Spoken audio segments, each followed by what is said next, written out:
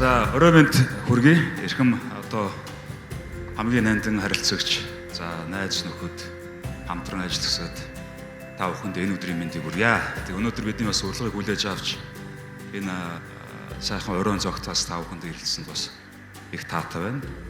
Үндсэндээ одоо арчлын 32 жил 20 жилд нь одоо бизнесийн үйл ажиллагаа явуулсан байна. Тэгээд энэ бизнес үйл ажиллагаа явуулахад бол яалтчгүй харилцагч та бүхний хамтын ажиллагаа байдаг. Тэгээд та бүхэндээ бас цаашдын ажилд амжилт хүсье. Харилцагчийн ажил урагшилж байж ер нь бол тухайн компани бас үйл ажиллагаа бас урагшилдаг.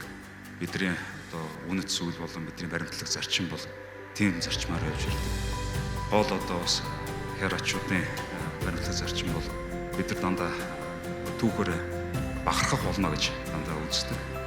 Тэрүүгээрээ юу гэж хэлэх чинь гэхээр ямар нэгэн одоо ёс зүйгүй зүйл хийхгүй байх.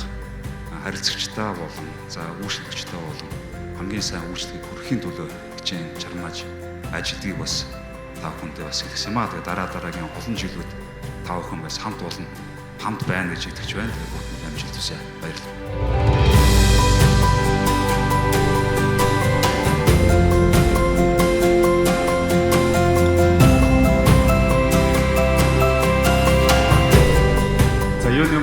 Өнөөдөр 20 жилийнхаа түүхэн ойд тэмдэглэж байгаа Hera Group-ийнхаа нийт хамт олон та бүхэнд халуун баярын мэндийг хүргье.